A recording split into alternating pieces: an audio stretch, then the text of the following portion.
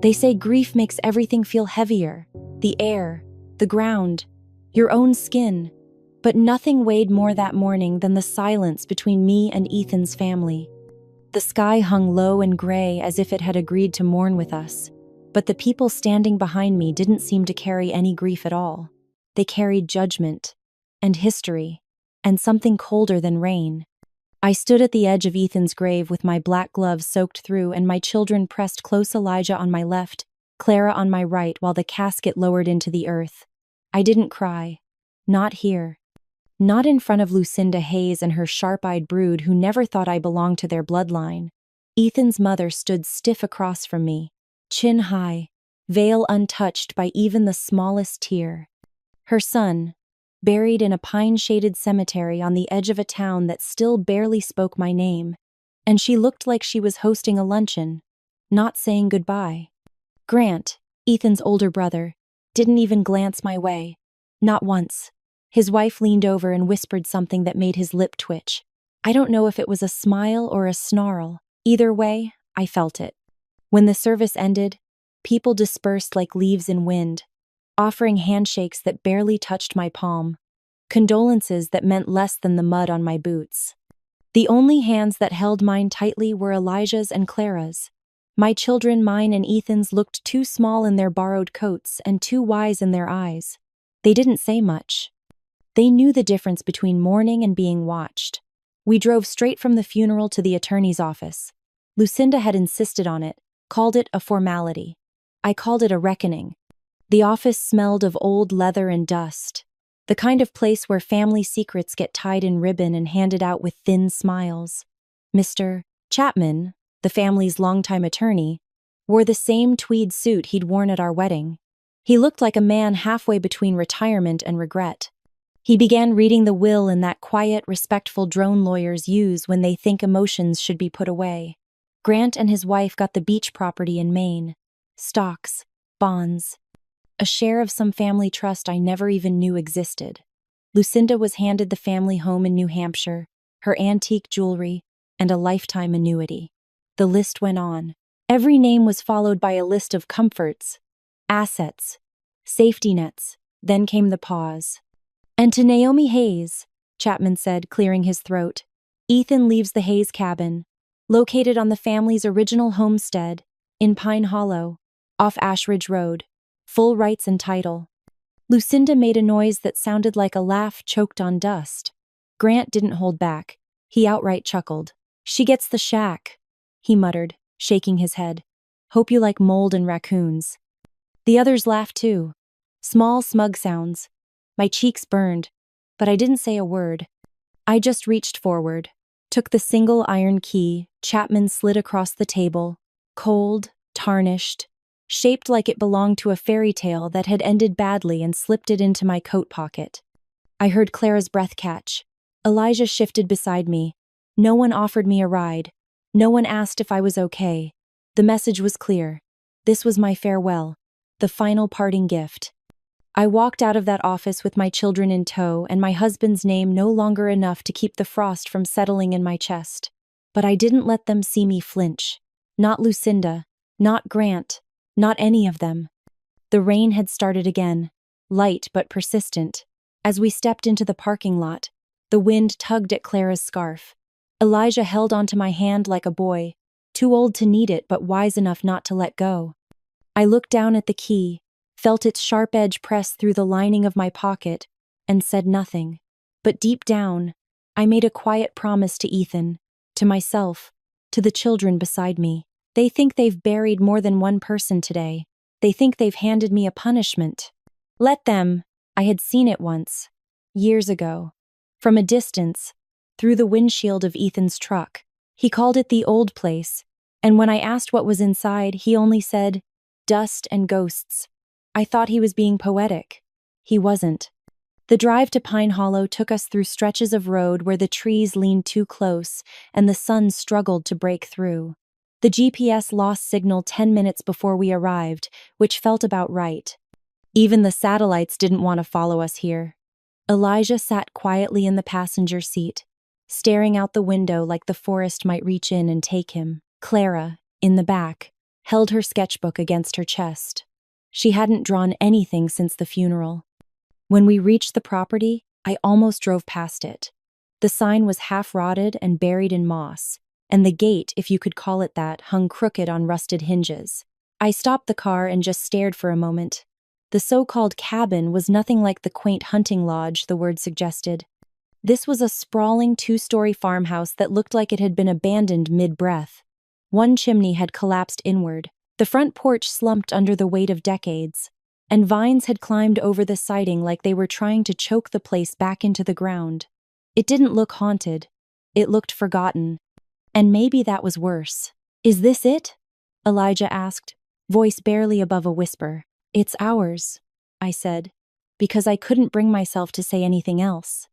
The three of us stood there in silence for a while.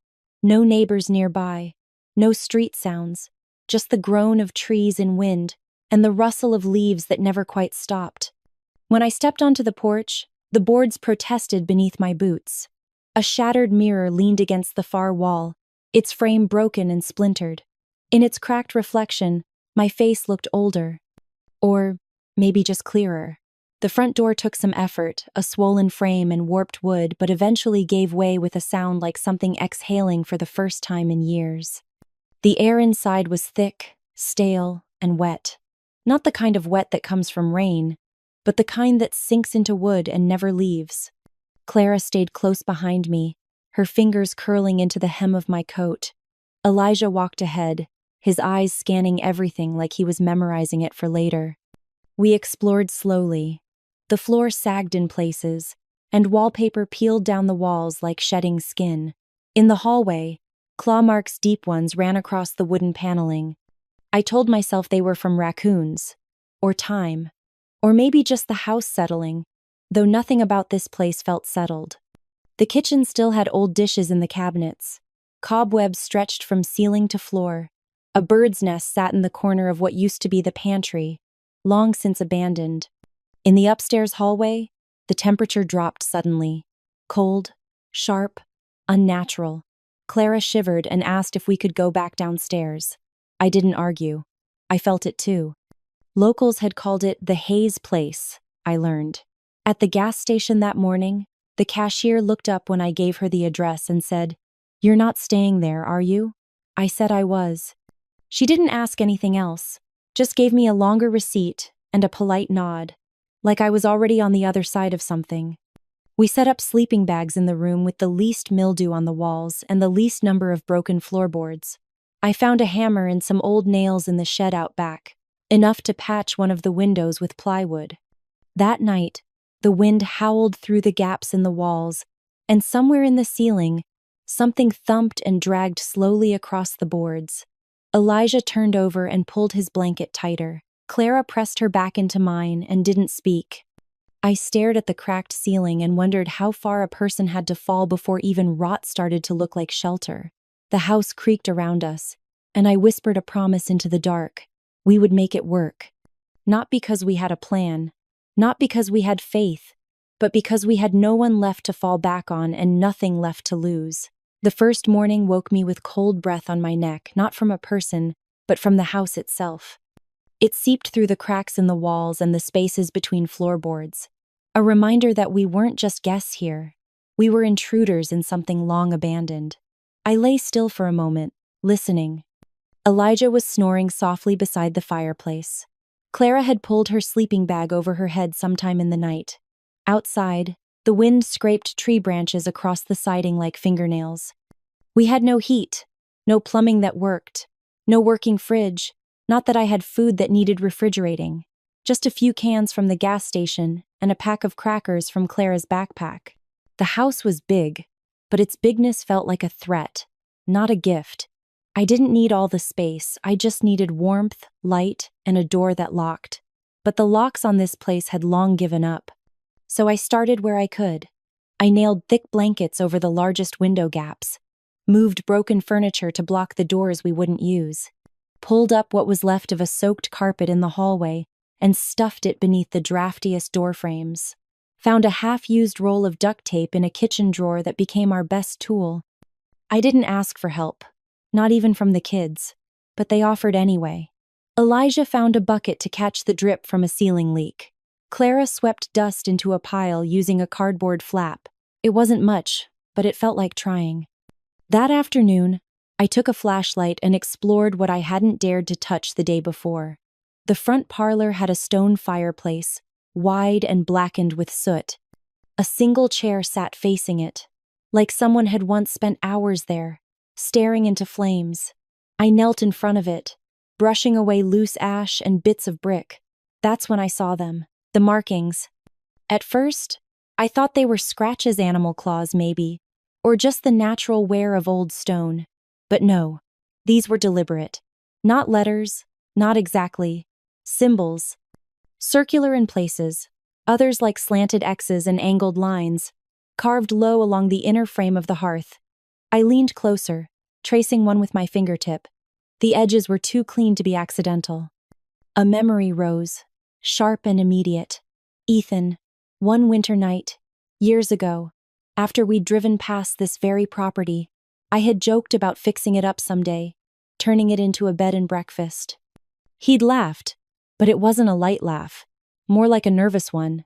He'd said, "Some family secrets are best left buried out there." I thought he was talking about arguments or affairs, not symbols carved into stone, not the kind of secrets you can feel in the walls. Clara walked in while I was staring at the hearth. "What are those?" she asked. "Nothing," I lied. "Just old soot marks." She nodded, but I knew she didn't believe me. That night, we ate canned soup heated on a tiny camp stove. We sat close to the fire I'd managed to build using dried sticks and newspaper I'd found in the attic. The flames were weak, but it was the first warmth the house had held in years. The kids didn't talk much, just huddled near the light, eyes wide at every creak and groan the house made. When we finally lay down, I expected exhaustion to knock me out, but sleep came in pieces. And then, somewhere between one dream and the next, I heard his voice. "Ethan!" Not loud, not even full words at first, just the echo of his breath, the rhythm of how he used to say my name.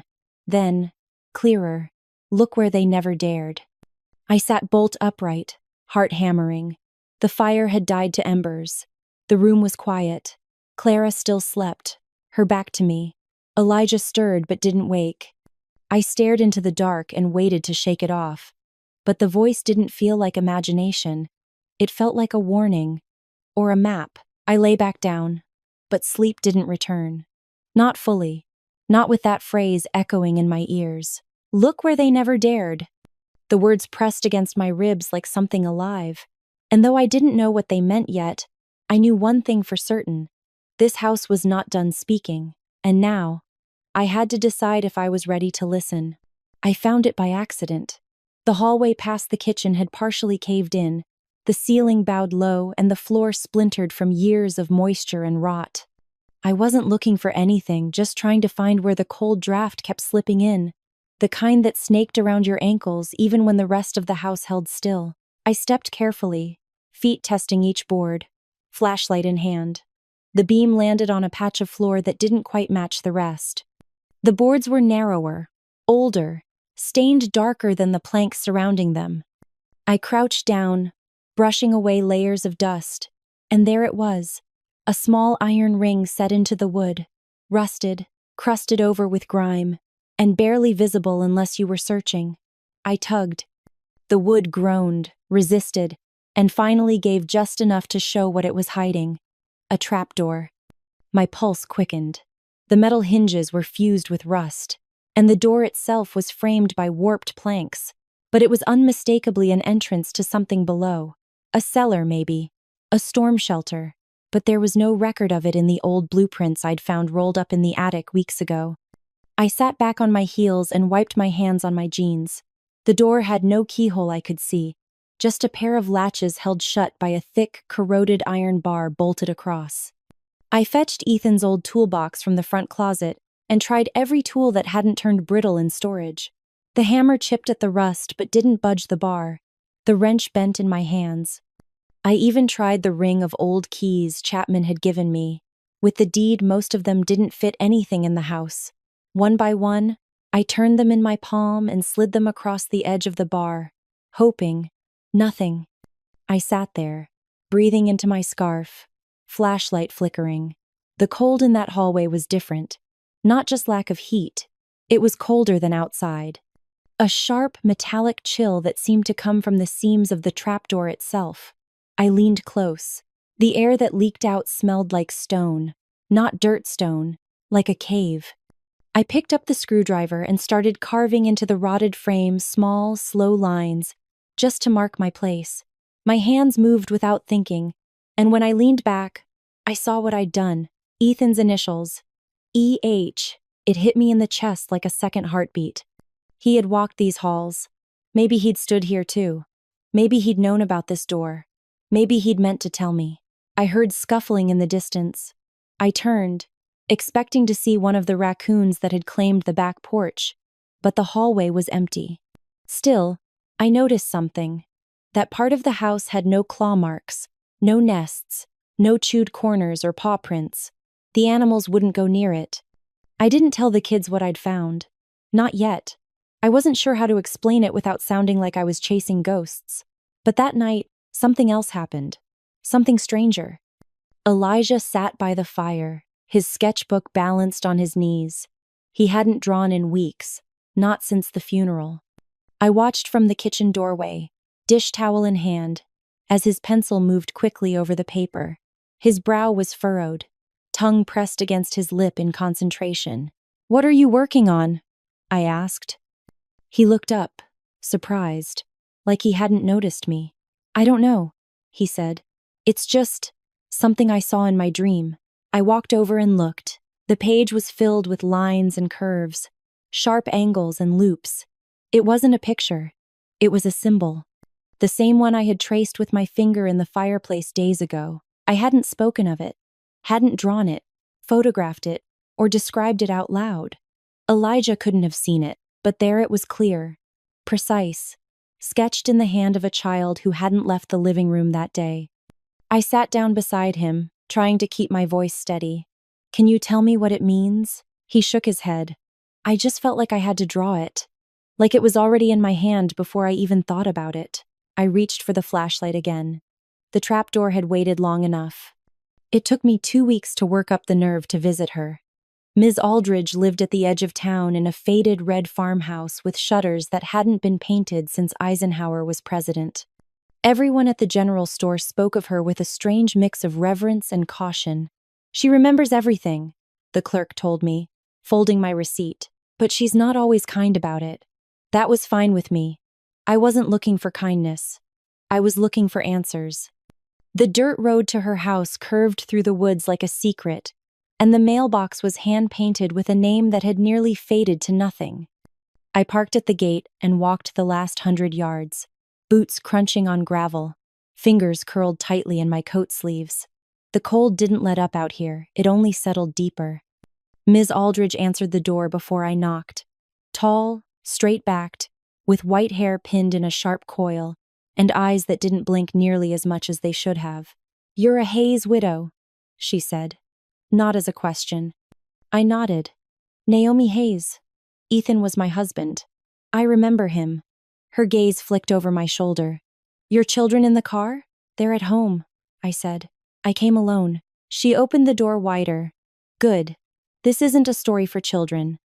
Her living room smelled like cedar and pipe smoke, though I saw no wood stove and no pipe. Books lined every wall, stacked in piles on the floor, jammed into shelves, leaning in rows like old men waiting for a bus. She waved me toward a worn wingback chair, and lowered herself into another with the ease of someone who knew where every creak and weakness in her furniture lived. "You want to know about the house," she said, pouring tea from a chipped blue pot that steamed but never boiled. "I found something," I said carefully. "A locked trapdoor. Symbols. Cold air in places that don't make sense." She didn't flinch, just sipped. "That place has always been stubborn, even before the war." I waited, not pressing. I'd learned that much from living in silence. "The Hayes family," she began, "ran more than timber back then. During the war, World War II, they were part of an unofficial route, not government-sanctioned, not entirely legal. Supplies moved through the mountains, guns, Ammunition. Sometimes people. No one spoke of it outright, but the rumors stuck. I leaned forward, heart tight. What does that have to do with the house? It was the last stop before the drop site, the final waypoint. Code name was Black Hollow, though no map ever showed it. If you saw a shipment leave the Hayes house, you knew it wouldn't be seen again.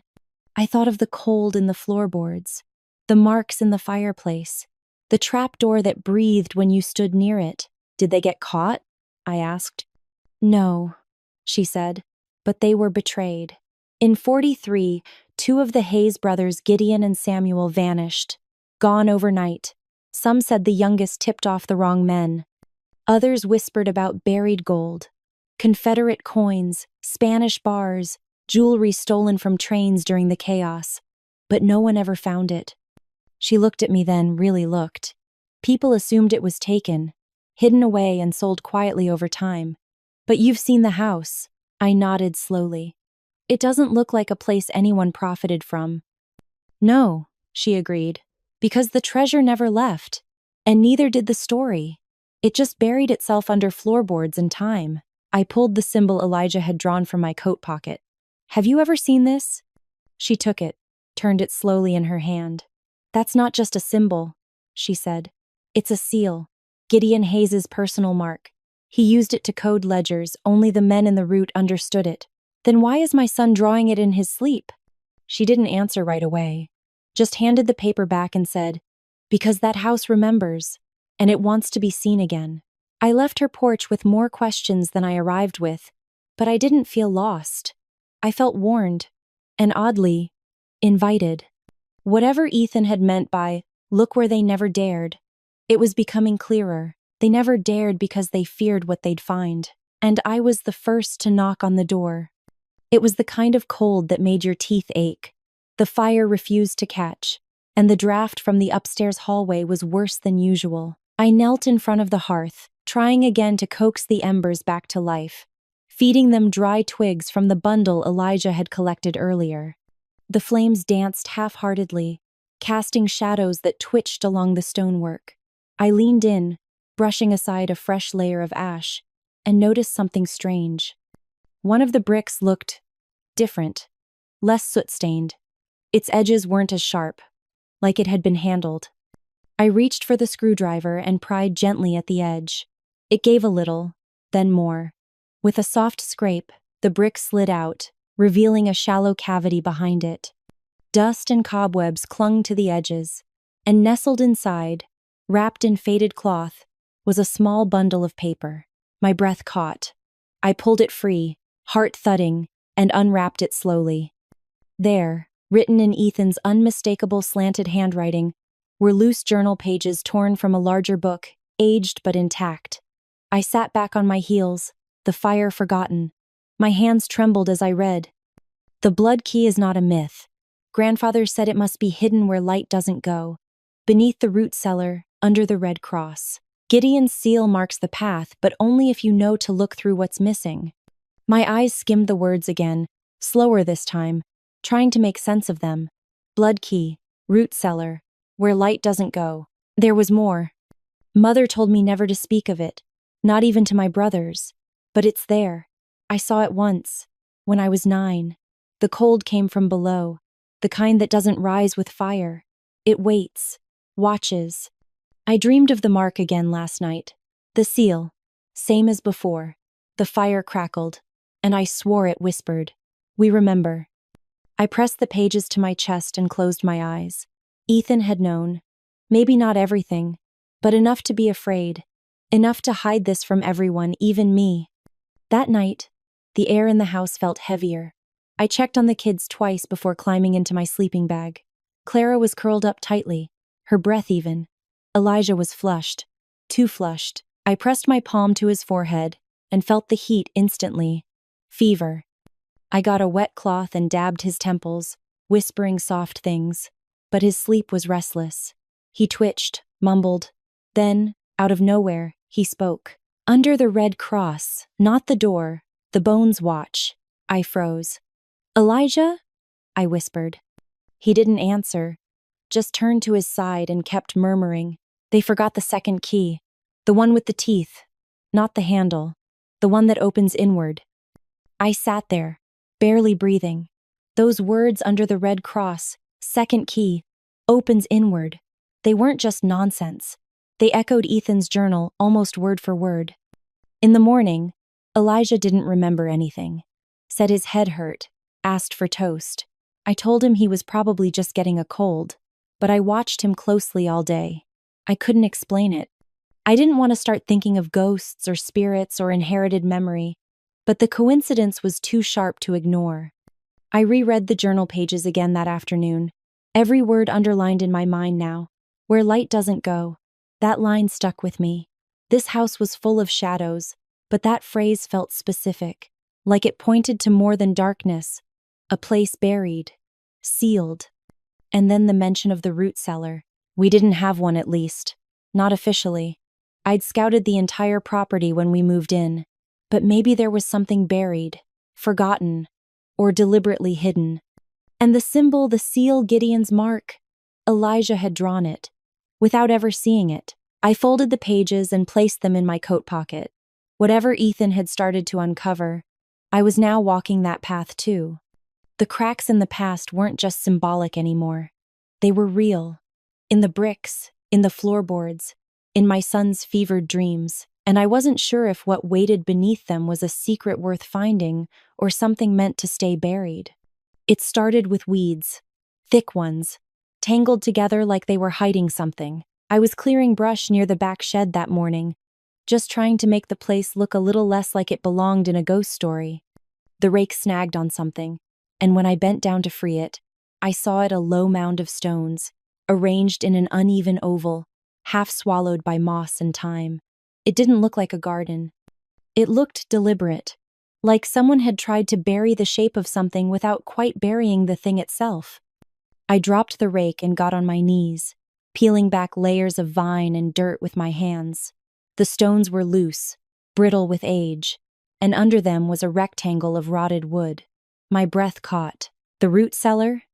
No handle, just a rusted iron ring embedded in one plank. I tugged, but the wood splintered in my hand. It was too soft, too far gone. I grabbed a shovel from the shed and started to dig around the frame, exposing the seams. Every strike of the shovel made my arms throb, but I didn't stop. I couldn't. After 20 minutes, I found the edge just enough to wedge the blade under. One push, two, then finally a crack. The door gave with a sound like bones separating. The smell that rose up wasn't rot exactly, just the kind of dry, buried air that hadn't moved in decades. It was shallow, more of a chamber than a staircase, maybe 5 feet deep, with earth-packed walls and a brick floor. I climbed down slowly, knees stiff, flashlight shaking in my hand. There were no shelves, no food jars, no signs it had ever been used to store anything practical, just dust. And in the center, half buried in the dirt, a small iron box. I knelt beside it and ran my fingers over the lid. No lock, just rust.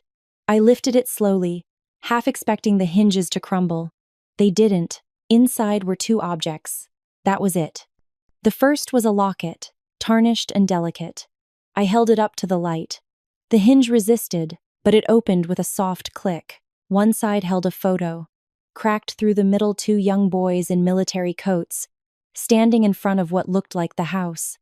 The image was too faded to make out their faces, but I knew in my bones they were Hayes brothers, Ethan's uncles, the ones who vanished. The other side of the locket was empty.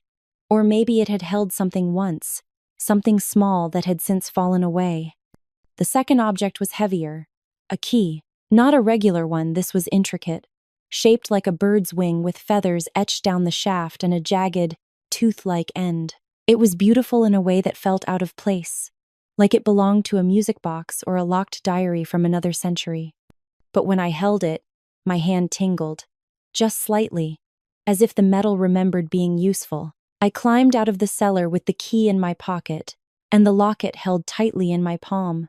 My hands were filthy, my knees wet from the soil, but I didn't stop to clean anything.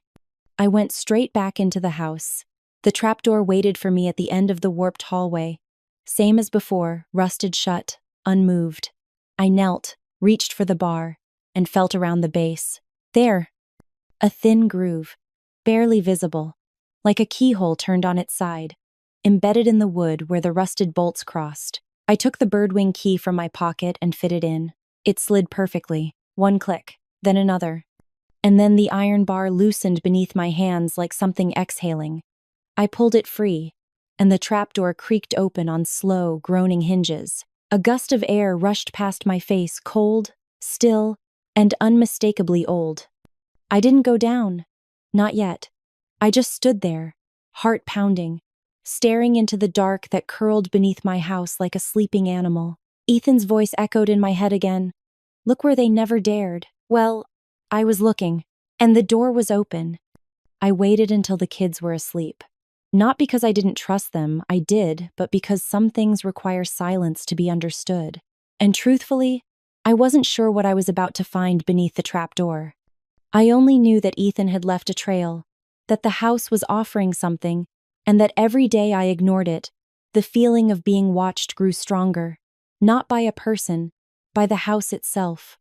The wind outside had died down by the time I stood in the hallway, flashlight in hand, feet braced on uneven boards. My breath was louder than I wanted it to be. Every creak in the walls sounded like a warning. But I turned the birdwing key again, heard the soft click of the mechanism I now understood, and lifted the trapdoor fully. It groaned upward like a reluctant witness. And then there it was, darkness, deeper than a basement, colder than a storm. I clicked on the flashlight. The beam cut through dust and shadow, landing on the top step of a narrow stone staircase. The stones were worn, smoothed by time, and slick with moisture. I inhaled once, then began to descend. The air changed with every step, cooler, heavier, not moldy, exactly, but old. The kind of air that doesn't move unless you make it. The walls were close on either side, the flashlight bouncing off patches of lichen and cracks that ran like veins through the rock. Cobwebs brushed my face. I wiped them away and kept going. At the bottom, the stairs ended in a low archway. Beyond it, a tunnel stretched out, narrow and straight. My boots crunched on gravel. The smell hit me next, rust and pine, like old tools forgotten in a forest. I paused, shined the light ahead. The tunnel walls were supported by old wooden beams, some rotting, others still holding strong. I moved slowly. The silence pressed against my ears until I could hear the soft thud of my own heartbeat. And then I saw it, a doorway at the end, framed in stone and sealed with a thick wooden panel. No knob, just a rope looped through iron handles, twisted and frayed. I stepped closer and touched the wood, dry, cold. It shifted when I pressed, reluctant but not locked. I tugged the rope, and the door gave way with a deep groan, revealing a chamber beyond. My flashlight flickered, then steadied, and I took in what lay before me. Crates, dozens of them, stacked neatly along the walls, all the same size, each marked with an unfamiliar symbol burned into the surface. Between them stood bundles wrapped in waxed canvas, tied with brittle rope. Dust hung in the air like ash. I stepped inside. The room was perfectly still. Time hadn't touched it, not really. The floor was stone, dry and clean beneath my boots. I knelt beside one of the crates and brushed away the dust. The wood was thick, the seal unbroken. I didn't open it. Not yet. I needed to see it all. Leaning against the far wall were rolls of parchment, their edges charred. I picked one up, carefully, and unrolled it just enough to see. A map. Detailed, inked by hand, the lines still sharp despite the age. Roads I didn't recognize. Coordinates. Arrows pointing to spots that no longer existed on any modern map. Another map, this one torn in half, showed the outline of the house. Beneath it, symbols, the same as the one carved into the fireplace, the one Elijah had drawn. I stood in the center of the room, light slowly circling the space. It wasn't just a cellar. This was a vault. And someone had meant for it to be found or never found at all. A sound above made me flinch. The house settling? Or something else? I held my breath and waited, but nothing followed. I knew I should go. I knew the kids might wake up, but I couldn't tear myself away. This room was more than hidden. It was chosen, buried, preserved, and somehow, it was waiting for me. I turned off the flashlight for just a moment. The darkness held me like a memory, and for the first time in weeks, I wasn't afraid of it. I went back the next night. I couldn't help it. All day I'd moved through the house like a ghost myself, folding laundry, heating canned soup, answering Clara's quiet questions, and Elijah's scattered bursts of energy as his fever began to ease. But my mind was still under the floorboards, walking that tunnel, standing in that chamber where time didn't move. So when the sun dipped and the windows blurred with frost, I told the kids I was going to organize the storage boxes in the hallway. They were used to me doing strange things since Ethan died. They didn't ask. I slipped through the trapdoor again with a lantern, this time instead of a flashlight, craving the steadiness of its flame. It cast warmer light, made the shadows softer, more patient. The crates waited in silence. I chose one, the nearest, and carefully pried open the top with a rusted crowbar I'd found in the shed. Inside, straw and muslin lined the box. I peeled it back slowly, heart beating like a drum in my throat. Coins. Stacks of them. Gold. Worn and heavy in the palm. Some marked with unfamiliar crests. Others bearing faces of long-dead kings. I sifted through them with reverent fingers, not just because of their value, but because of the weight of what they meant. This had been buried here, untouched, for generations. The next crate was heavier. The lid groaned as I lifted it. Inside, gold bars, 6 of them, wrapped in cloth so old it fell apart as I touched it. Each bar stamped with markings, dates, codes. A few I recognized from the maps. They weren't decorative. These were meant for trade. The third crate was different. No gold, just paper bundles of old letters, brittle envelopes tied with string. The first one I opened was dated 1942. Dearest Elle, I'll be passing through the hollow tomorrow. Gideon says it's the safest route, fewer eyes. He's confident. I worry he trusts too easily. Another letter. They said we'd be remembered as patriots, but this feels like something else. We're moving things we don't list, things that don't get declared. I ran my hand along the lid of the box. The handwriting shifted letter by letter from love notes to accounts.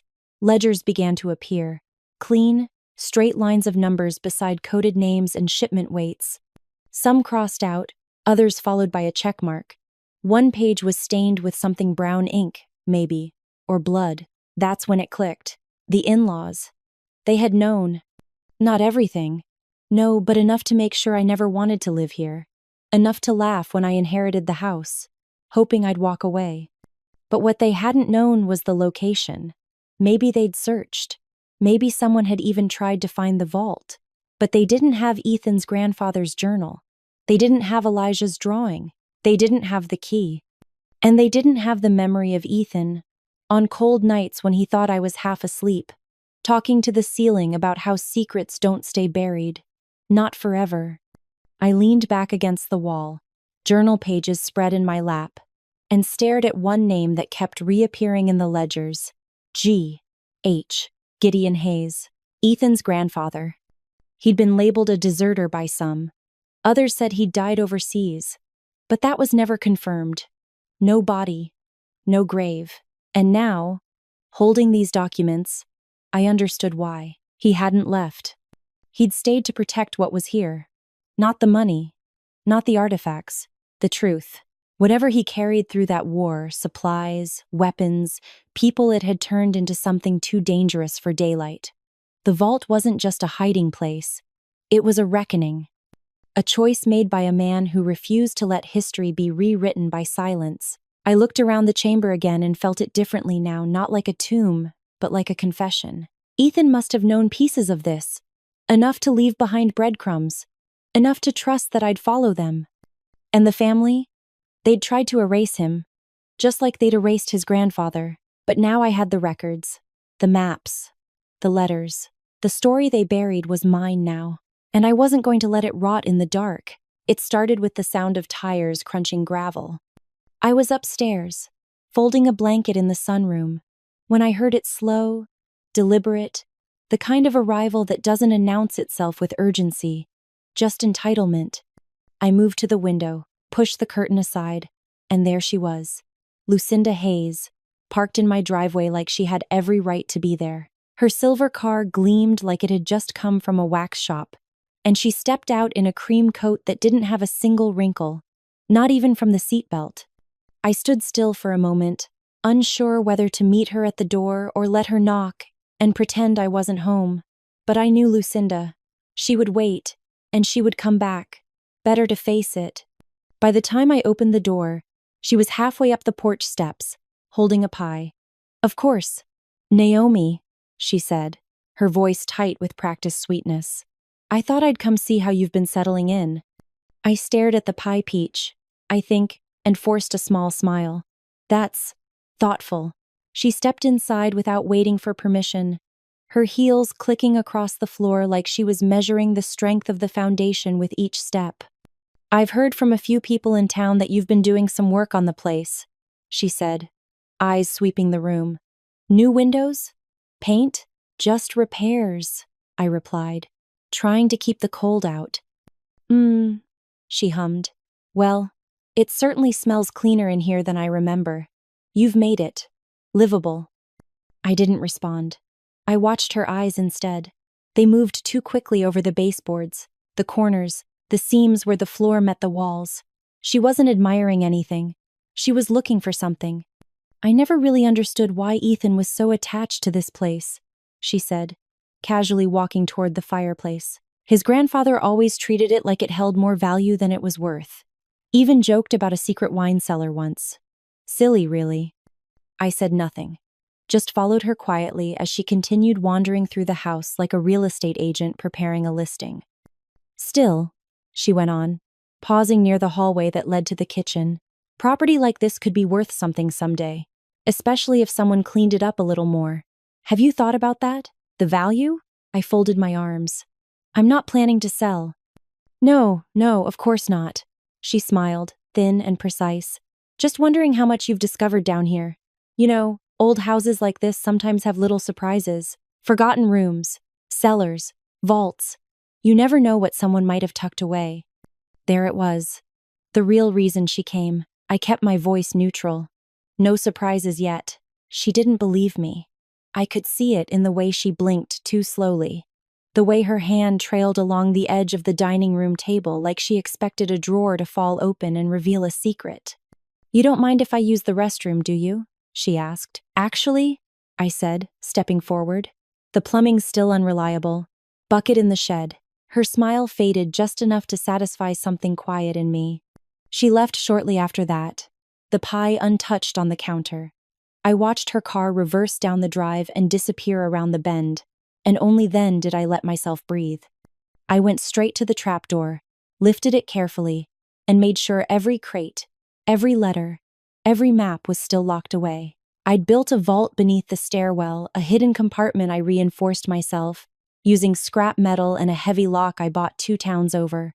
Everything had been moved there 2 nights ago, sealed shut beneath the floor. When I turned around, Elijah was standing at the top of the stairs, pale but awake, watching me. "She came back," he said softly. I nodded. "She did." He looked down toward the hallway where the trapdoor waited. "Don't let them take it," he whispered. I crossed the room and touched his forehead, still warm but no longer fevered. "I won't," I promised. "They gave us this house thinking it was a burden." Elijah met my eyes. "But it wasn't." "No," I said. "It was a key." I waited until the first snow settled before I made the call. By then, the trees had dropped their leaves, and the house had grown quieter, almost reverent, like it knew what was coming. I didn't call anyone local, too many ears in a town this small, too many people connected to the name Hayes. Instead, I reached out to a professor from the state university, Dr. Malcolm Crane, a historian whose articles I'd read once, tucked in between one of Ethan's old books on regional folklore. His specialty? Cold War smuggling routes and forgotten family estates. I wrote him a letter first. Plain. Careful. I didn't mention gold. Or secrets. I simply said I had found a number of objects in the cellar of a historic home recently inherited, and that I hoped he could give me some context. I included a photograph, just one of a coin next to the seal, etched into one of the crates. Nothing that would make him greedy, just enough to make him curious. His reply came fast. A phone call the next day, then a meeting arranged for the following week. I gave him directions but left out any mention of the town's name until the last minute. When he arrived, bundled in a pea coat and scarf, he didn't hide his interest. His eyes swept the house with an academic kind of hunger, measuring, cataloging. He didn't ask many questions until I led him through the trap door. He paused at the top of the stairs. "You're certain no one else has been down here?" I nodded. "Just me." He followed me into the chamber slowly, almost reverently. The second his eyes adjusted to the lantern light, his whole body shifted. He took off his gloves, dropped his bag to the ground, and knelt beside the first crate, like it was an altar. For 3 hours, I watched him work. He moved from crate to bundle to canvas, inspecting everything with a mix of awe and precision. He took photos but didn't touch much, at least not until he'd put on white gloves and unwrapped the ledgers with the care of someone holding scripture. When he finally stood up, brushing the dust from his knees, he looked at me as though I'd just handed him the Holy Grail. "You have no idea what this is, do you?" he said. "Some," I answered. He gestured toward the crates. "This isn't just valuable. It's rare, untouched, a time capsule of unrecorded wartime logistics. These aren't just black market coins. Some of them are minted with marks that haven't been seen outside private collections. The gold well. I assume you already know what that's worth, but the documentation, the ledgers, the sealed maps. Naomi, this could rewrite a sliver of American underground history." I let the name settle in my chest. Naomi. It had been a long time since someone had spoken it with that kind of quiet respect. He turned back toward the maps, fingers lingering just above a torn corner. "I'd estimate conservatively that the monetary value of this entire collection sits somewhere around $72 million. But the historical value? That's harder to quantify. This is legacy material. Museum grade." I leaned against the wall, my palms damp. "So what are my options?" I asked. He rubbed his jaw. "Well, you could sell it piece by piece privately. That'd get attention eventually, but maybe not all at once. Or," he looked at me, "you could preserve it, open a private museum, apply for grants, protect the collection under your name, your children's, make the story public on your terms." I swallowed hard. "Wouldn't that mean putting the family name on it? Hayes?" He raised an eyebrow. "It's your story now. You can call it whatever you like." I didn't answer right away.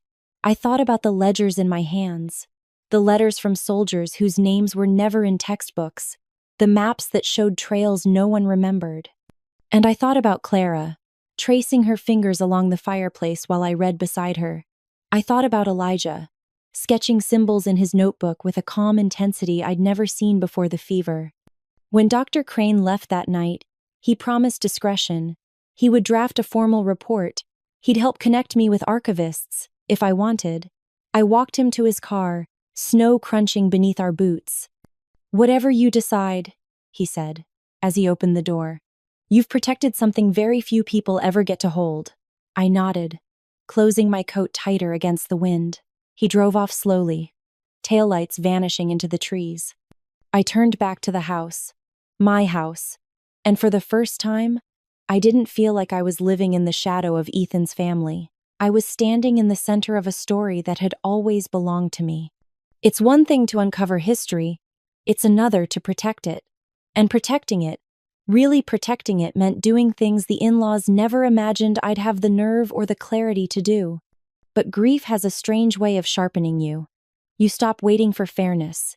You start building walls with your own hands. The morning after Dr. Crane's visit, I called a lawyer in the next county over. Not Chapman. I'd had enough of family ties masked as professionalism. This one came highly recommended and had no connection to the Hayes name. Her name was Miriam Locke, and the first thing she said to me after I laid it all out was, "We'll make sure your children's future is locked tighter than any vault they buried under that floor." It was Clara and Elijah I kept thinking about as we built it. A private trust structured in their names, but with me as the custodian. Not a loophole for greedy relatives. Not something they could contest just because their egos were bruised. It was ironclad. Miriam made sure of it. We wrote it so that even if the estate was challenged, even if the coins, the gold, the ledgers were all dragged into court, the land itself, every inch of it remained bound to the preservation of history and the legacy of the Hollow. We also filed the paperwork to register the land as a historical site. That process wasn't fast, and it wasn't cheap, but it was public. I knew that part would sting Lucinda the most. Not because she cared about history, but because it meant her name, her family's, would no longer be the gatekeepers of its story. That was mine now, and the record would reflect that. I remember sitting across from Miriam as she reviewed the final documents. Her office was warm, the windows full of sunlight, and the only sound was the steady scratch of her pen. "If they try to claim any of this," she said without looking up, "we'll have evidence, we'll have chain of custody, and we'll have their silence until now to bury them with." "Lucinda won't go quietly," I told her. Miriam smiled thinly. "Let her make noise. We'll make law." A week later, the formal letter went out, sent by certified mail, signed and sealed, with copies filed and time-stamped. It spelled out the existence of the trust, the registration of the property, and the clear, irreversible line of legal ownership. No shares, no distributions, no courtesy invitations. They would receive nothing. The response didn't come through lawyers. It came as I expected it to, with a phone call I didn't answer, and a letter slipped into my mailbox 2 days later. No return address, but I recognized the handwriting immediately. Lucinda's. Every loop and tilt of her cursive carried the same disdain I'd seen in her eyes since the day Ethan introduced me. It wasn't long. Just a few lines, neatly written on expensive paper. "Naomi, I'm sure you think you've done something impressive, but legacies built on secrets rarely last. Don't assume silence means surrender. Some stories are better left alone." She didn't sign it. She didn't have to. I folded the letter once and placed it in the drawer with the rest of the documents, the trust papers, the ledgers, the journal entries. Not because I was afraid, but because I knew she would come back. They always do. That night, I sat by the fire with Elijah curled against my side and Clara sketching something at the dining table. The house was quiet in a way it hadn't been since we arrived, not hollow, not cold, just still, like it was watching me, waiting to see what I'd do next. I looked at my children, warm and safe, and thought of Gideon Hayes, buried by history, of Ethan, who never got to see this place come alive again, of myself, who they all underestimated. Lucinda's threats didn't rattle me, not anymore, because for the first time since the will was read, I wasn't reacting. I was deciding. The walls of this house were no longer haunted, they were guarded. The morning of the event, the sky was perfectly still. No wind, no snow. Just that clean winter silence that makes the world feel suspended in time.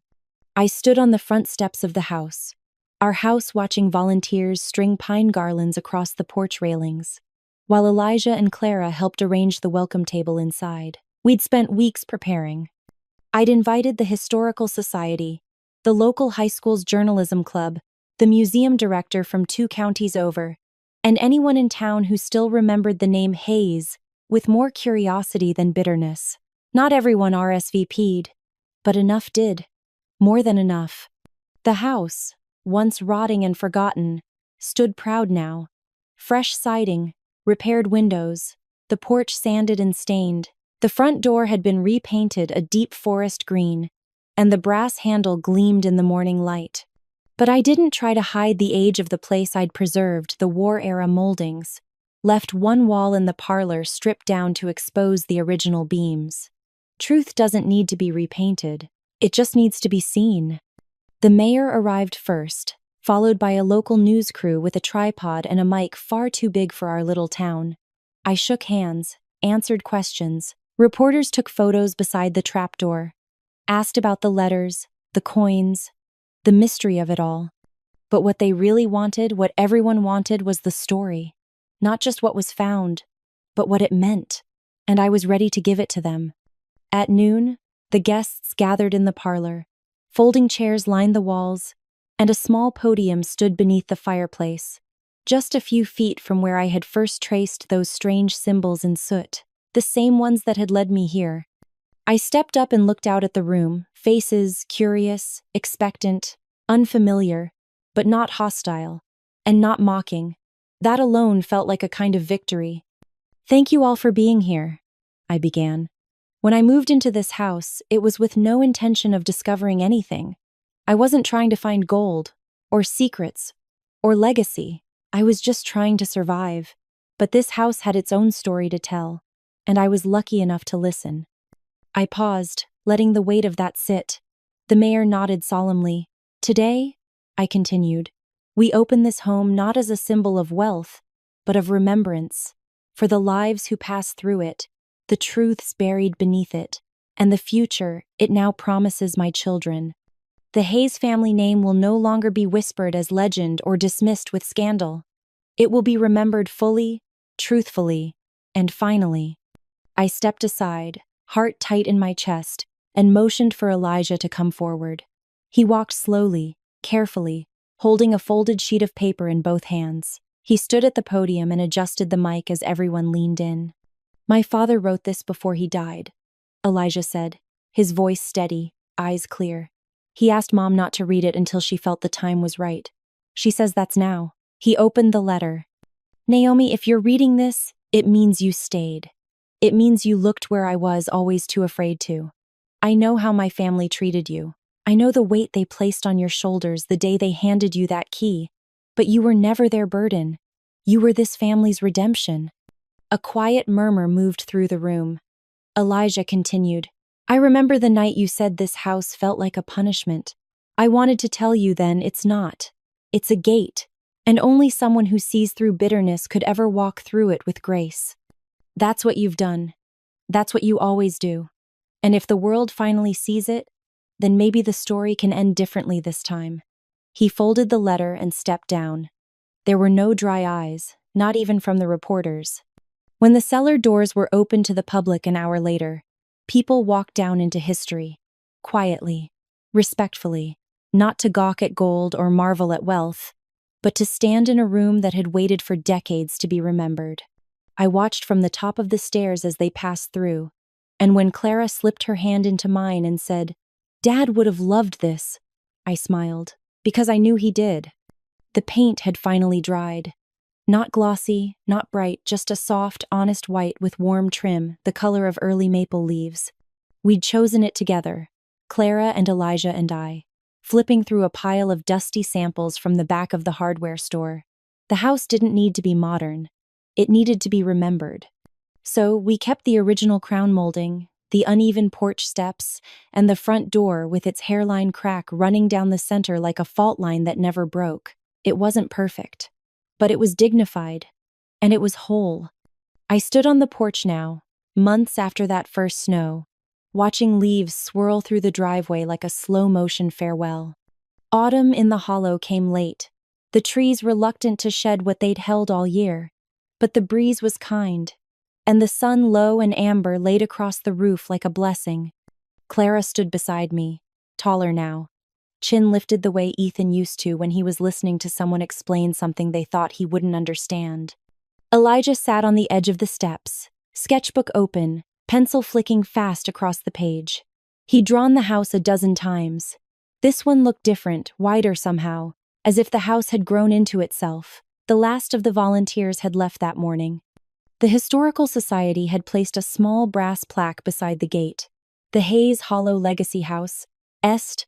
1891, restored 2025. The vault was catalogued, sealed, insured. The trust was active. The story was public. And the silence that followed wasn't emptiness. It was peace. I heard the car before I saw it, gravel crunching slow and deliberate. I didn't move. Neither did Clara. Elijah glanced up, then down again, as if even he expected it. Lucinda stepped out of the silver sedan like she'd stepped out of another era. Dark coat, immaculate gloves, posture like a ruler without a throne. She walked to the edge of the gate and stopped, didn't come in. just looked at the house, then at me. Her eyes scanned the porch railings, the fresh curtains in the parlor window, the tidy stone path we'd laid ourselves. For a moment, her expression wavered, something caught between pride and grief, or maybe regret, though I doubted she'd ever admit to it. She didn't say a word. She just nodded. One sharp, quiet motion.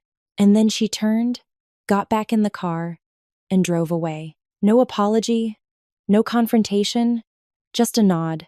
And that was enough. I watched until the car disappeared around the bend. Then I stepped down from the porch and walked to the gate. I ran my fingers over the brass plaque, the letters warm from the afternoon sun. Legacy House. They thought they were giving me exile. A forgotten building in the woods, overrun with rot and ghosts and stories too inconvenient to tell. They wanted me to disappear into the dust of their unfinished history, to carry the burden so they wouldn't have to. But what they gave me, what they truly gave me, was the key to everything they feared I'd become. A woman who didn't flinch, a mother who didn't beg, a widow who didn't retreat, and a Hayes by choice, not by blood. I turned back toward the house and saw Clara holding the door open, smiling just a little. Elijah stood beside her, sketchbook tucked under his arm, his face lit from within by something I recognized. Belonging. This place didn't feel heavy anymore. It felt held. As I stepped through the doorway, I let my hand trail across the frame. I thought of Ethan, of the letter Elijah had read to the crowd, of Gideon's seal carved in the stone, of every woman who's ever been handed the scraps of someone else's legacy and told to be grateful. I looked at the walls we had painted, the windows we had sealed, the hallway we had warmed with quilts and patience and fire. This house isn't haunted, it's inherited. And it's ours now,